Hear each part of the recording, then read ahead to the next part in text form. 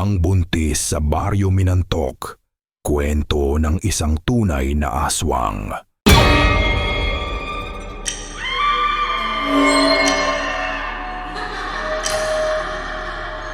Sa malayong bahagi ng Capiz, may baryong hindi na makikita sa mga mapa ngayon. Isang lugar na nilamon ng katahimikan at hiwaga. Doon, sa gilid ng kagubatang laging nababalutan ng ulap, nakatayo noon ang Baryo Minantok. Tahimik at payapa noon. Hanggang isang gabi, may dumating na di inaasahang bisita. Isang buntis, basang-basa sa ulan, kumakatok sa bahay ng isang pamilyang hindi na natin mababanggit ang pangalan dahil wala nang natira sa kanila. Gabi noon ng Huwebes, 16 ng buwan. Bagamat tag-araw, tila ba ng lamig ang hangin ng biglaan. Ang mga kuliglig na dati hindi tumitigil sa paghuni, ngayon ay parang sabay-sabay na tumigil sa hindi malamang dahilan. Tahimik, masyadong tahimik. Sa isang dulo ng Baryo Minantok, may isang bahay na yari sa lumang kahoy at pawid. Bahay ng mag-anak na kilala sa komunidad. Walang masamang reputasyon, walang kaaway, at masasabing isa sa mga pinakamasigasig sa pang-araw-araw na gawain. Ngunit sa gabing iyon, may kakaibang bumalot sa paligid ng kanilang tahanan. Bago pa man isara ng ama ng tahanan ang pinto, biglang humangin ng mas malakas kaysa karaniwan. Ang mga dahon ng saging ay nagsalubungan, ang mga kampanang metal na palamuti sa bintana ay tumunog ng walang kumpas. Parang may paparating. Sa loob ng bahay, nakapwesto na sa hapag ang simpleng hapunan. Sinangag, tuyo at nilagang saging. Walang imikan. Parang nararamdaman ng bawat isa ang bigat ng gabi.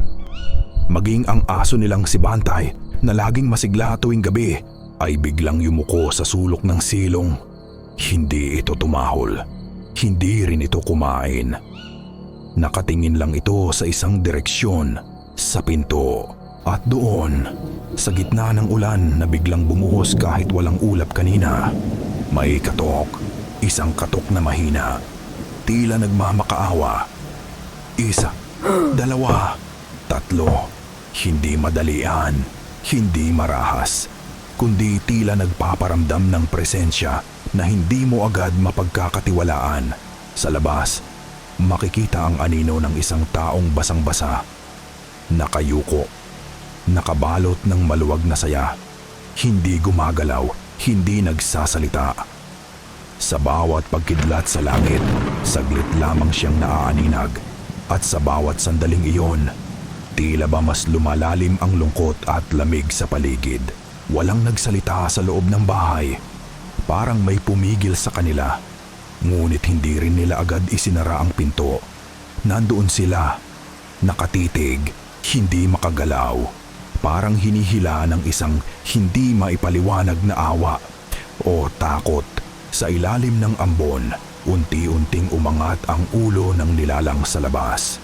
Hindi pa rin siya gumalaw ng tuluyan, ngunit sapat ang liwanag ng kidlat para makita. Ang kanyang mata, maputla, tuyot, walang buhay. Ngunit may laman. May nakatagong bagay sa likod ng kanyang titig. Tila ba isang nilalang na may bitbit na lihim. At ang lihim na iyon ay hindi dapat maibunyag. Makalipas ang ilang minuto, unti-unti siyang tumalikod at umupo sa sahig ng silong. Basa, tahimik at tila naghihintay ng pahintulot. Ang ambon ay tuluyan ng naging ulan. Mabilis ang paglagaslas nito sa bubong. Sa di kalayuan, may dumaan na malakas na alulong ng aso. Isa, tapos may sumunod pa. Isa pa. Sa gabing iyon, hindi alam ng pamilya na sa pagbukas ng kanilang pintuan kinabukasan, hindi lang ulan ang pinatuloy nila. Isang paanyaya ang binuksan, isang pinto sa gitna ng dilim. At minsan, ang mga pintong iyon ay hindi na muling maisasara.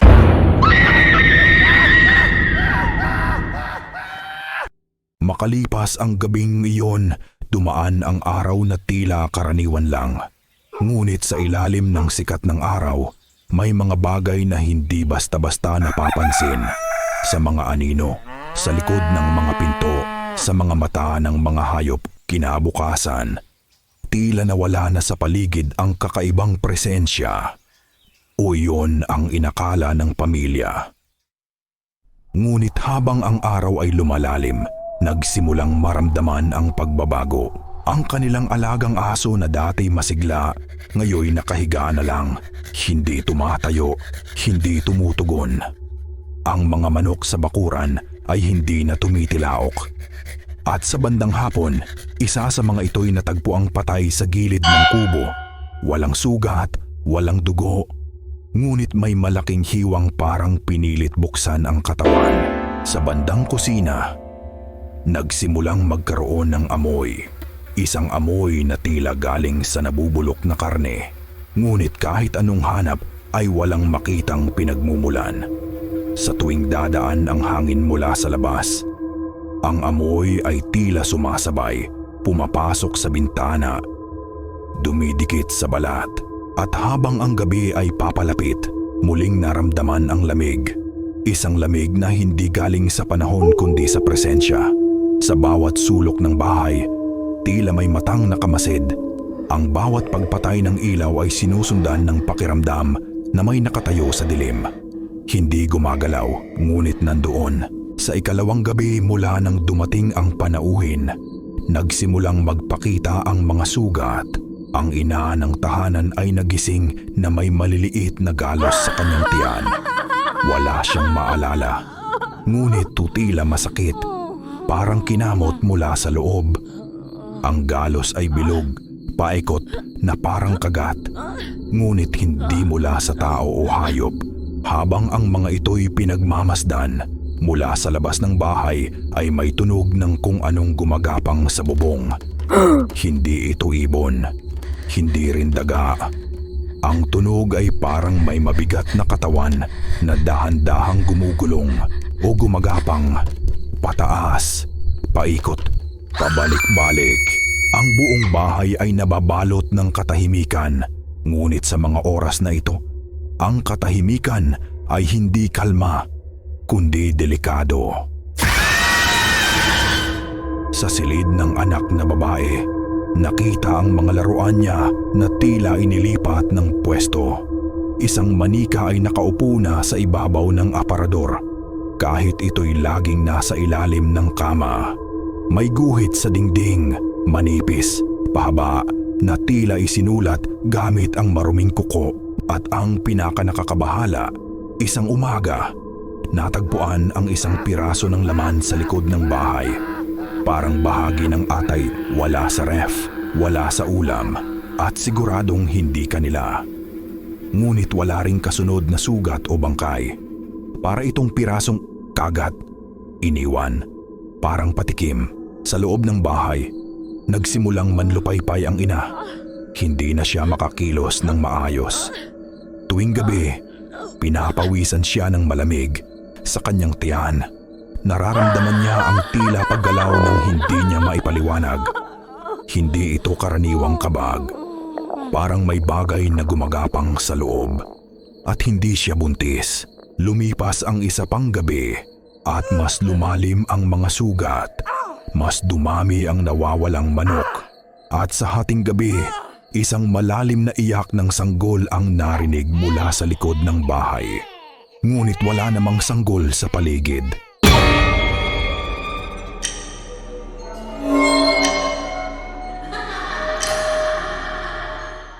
Sa ikatlong gabi matapos dumating ang panauhin, unti-unti nang nawawala ang katinuan sa loob ng bahay.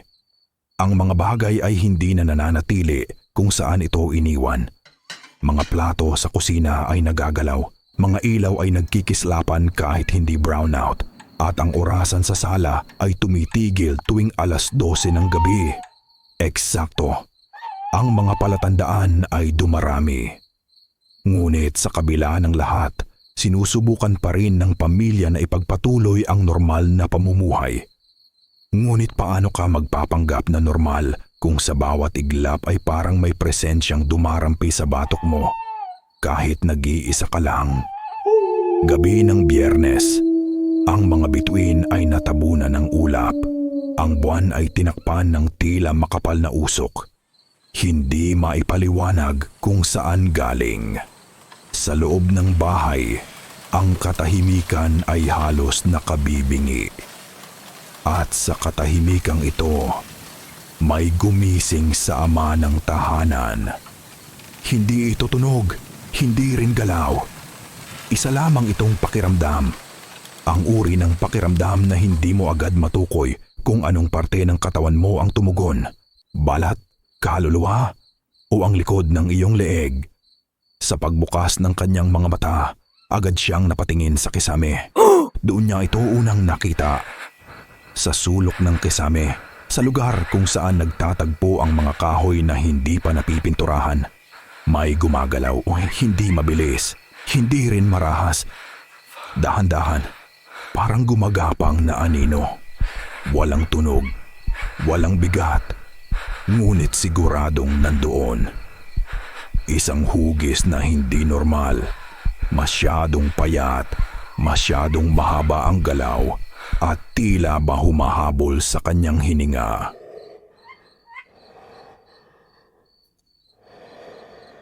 Ang liwanag ng gasera sa tabi ng kama ay hindi abot ang sulok na iyon ng kisame, ngunit sapat para masilayan ang bahagyang pagdampi ng katawan sa kahoy.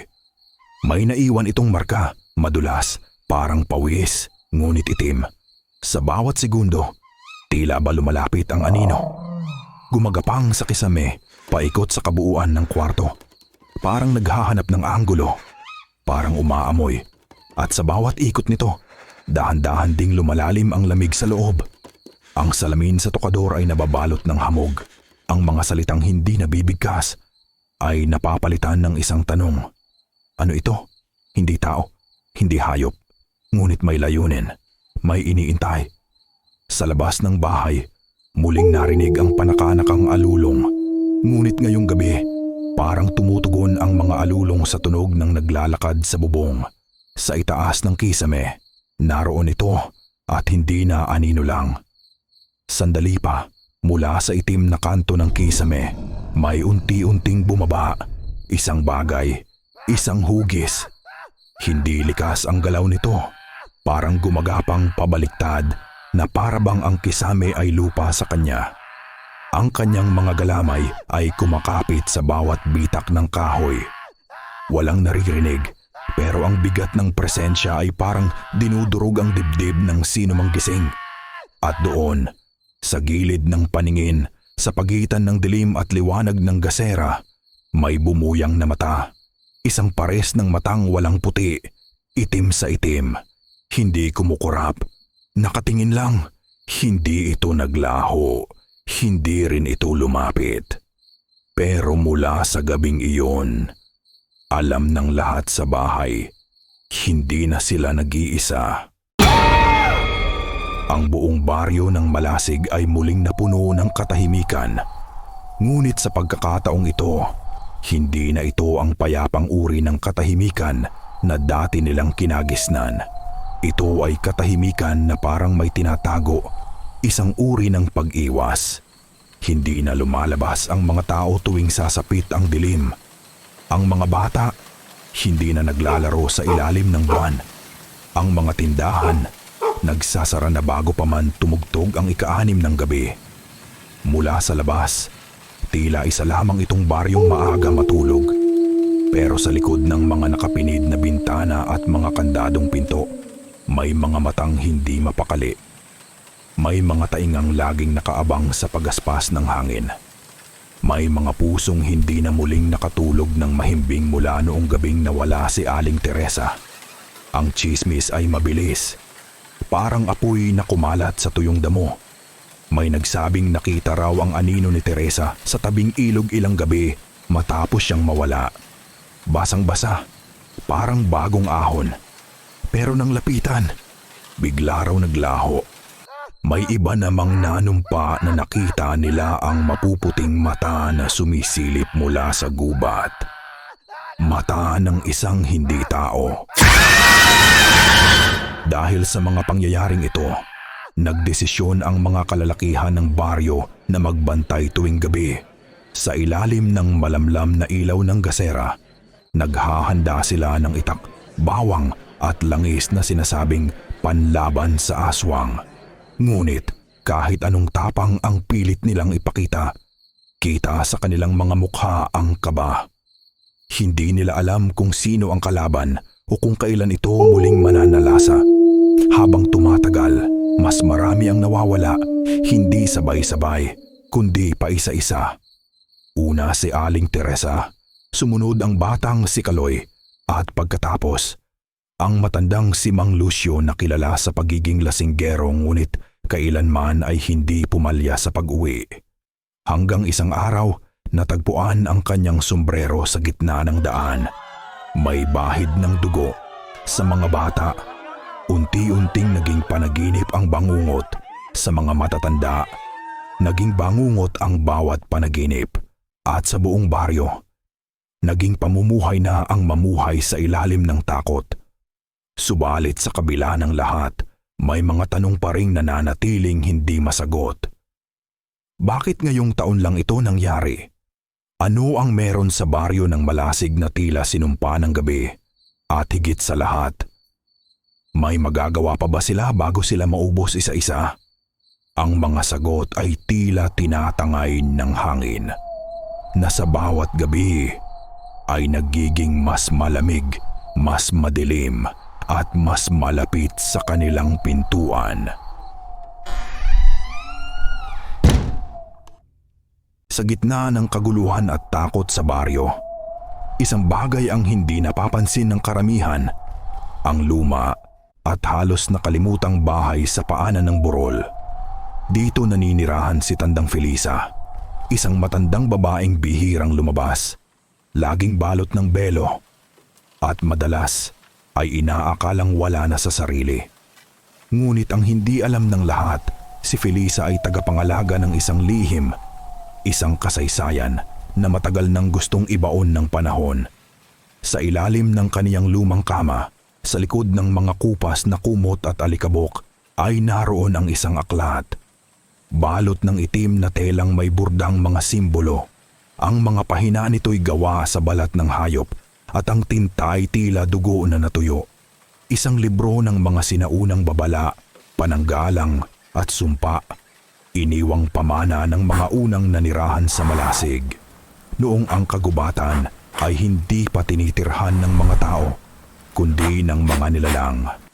Habang binubuklat ni Tandang Felisa ang mga pahina, dahan-dahan ding bumalik sa kaniyang alaala ang kasunduan ng mga ninuno. Isang kasunduan sa pagitan ng tao at ng nilalang na matagal nang nananahan sa ilalim ng lupa. Ang aswang ng silangang gubat. Ayon sa aklat, may panahong tahimik ang buhay ng mga tao't nilalang sa Malasig. May hangganan, may respeto. Ngunit may isang pamilyang lumabag at mula noon, nagsimulang mawala ang balanse. Ang gabi ay hindi na para sa pahinga, kundi para sa paghihiganti. Ang dugo ng tao ay naging kabayaran sa pagkakagambala sa kasunduang iyon. Habang nagpapatuloy sa pagbasa, tumigil si Felisa sa isang pahina na may pulang marka, isang pahina ng babala. Sa ikapitong gabi ng kabilugan ng buwan, muling babangon ang nilalang upang kunin ang karapat-dapat. Hanggat hindi na ibabalik ang balanse, mananatili ang gabi sa kanyang kapangyarihan. Tumitig si Felisa sa bintana. Ang buwan ay halos bilog na. Sa kaniyang mga mata, may takot, pero may kaunting pag-asa. Sapagkat sa likod ng mga sumpa, may iisang pahina ng lunas. Isa lamang. Ngunit upang maisakatuparan ito, kailangan ang sakripisyo ng isang taong may dugo ng unang angkan. At sa kanyang loob-loob alam ni Felisa, may isang tao sa baryo na may ganung dugo. At hindi siya sigurado kung maililigtas ito. o kung ito mismo ang dahilan ng lahat ng kaguluhan. Gabing-gabi na, tahimik ang paligid ng baryo. Tila lahat ng nilalang ay natutulog, maliban sa isang bata na balisa sa kanyang hinihigaan. Si Jomar, ang apo ni Mang Ernesto, ay nakahiga sa banig pero hindi mapakali. Pawis na pawis kahit malamig ang gabi. Pumikit siya, ngunit ang kanyang diway tila hinihigop ng dilim. Unti-unting lumulubog sa panaginip na hindi niya maintindihan. O marahil, hindi niya nais maunawaan. Sa panaginip, nasa gitna siya ng masukal na kagubatan. Wala siyang saplot sa paa. Ang mga damo ay parang may buhay, yumuyuko sa bawat hakbang niya. Walang buwan, walang bituin. Tanging pula ang langit na parang nagbabanta ng sakuna. Sa kanyang harapan, may isang nilalang, malaki, maitim, mahaba ang mga kuko, dilat ang mga matang pula na tila alam ang bawat lihim ng kanyang pagkatao. Nilapitan siya nito ng dahan-dahan. Aswang. Ngunit bago ito tuluyang makalapit, isang liwanag ang bumalot sa paligid. Isang matandang babae. Hindi niya kilala. Ngunit parang matagal ng bahagi ng kanyang alaala ang humarang sa nilalang. May hawak itong aklat at may binibigkas na hindi niya maintindihan. Matandang babae. Hindi pa panahon bata, ngunit darating ito at kapag dumating, ikaw ang magiging susi. Pagkasabi niyon, tila pumutok ang paligid sa liwanag. At si Jomar ay biglang nagising, hingal na hingal, nanginginig. Tumayo siya at naglakad papunta sa bintana. Sa labas, malamig at tila mapayapa. Ngunit sa ilalim ng kanyang balat, may naglalakad na kaba. Parang may bumabangon sa kanyang loob. Isang bagay na hindi niya maintindihan, pero alam niyang hindi na siya isang ordinaryong bata. Sa kadiliman ng paligid, dumungaw siya sa langit. At sa gitna ng ulap, unti-unting lumilitaw ang hugis ng bilog na buwan. Sino yung matandang yon? At bakit parang kilala niya ako? Sa kabilang dako ng baryo, sa lumang bahay sa Burol, napatingin din si Tandang Felisa sa langit. Parehong tanong, parehong kaba. Dahil alam niyang ang gabi ay may hinihinging kabayaran. Ngunit ang mga panaginip ay hindi palaging guni-guni. Minsan, ito ay babala. Isang pahiwatig ng isang katotohanang matagal nang nakatago sa dilim, sa pagdungaw ng buwan, at sa pagsanib ng mga alaala ni Jomar at ng matandang si Felisa. Isang lumang sumpa ang muling magigising. At sa pagputol ng gabi, habang ang kagubatan ay bumubulong ng lihim, isang tanong ang babalot sa katahimikan. Bakit tila nakatali ang kapalaran ni Jomar sa nilalang na matagal nang pinaniniwala ang alamat? Sa susunod na bahagi ng kwento, ang mga nawawala ay biglang babalik, ang mga patay ay muling magpaparamdam, at ang katotohanang pilit itinatago ay unti-unting lilitaw mula sa anino ng kagubatan. Abangan ang pangalawang yugto. Kaya huwag kalimutang mag-like, mag-share at mag-subscribe para updated ka sa pangalawang yugto ng kwento.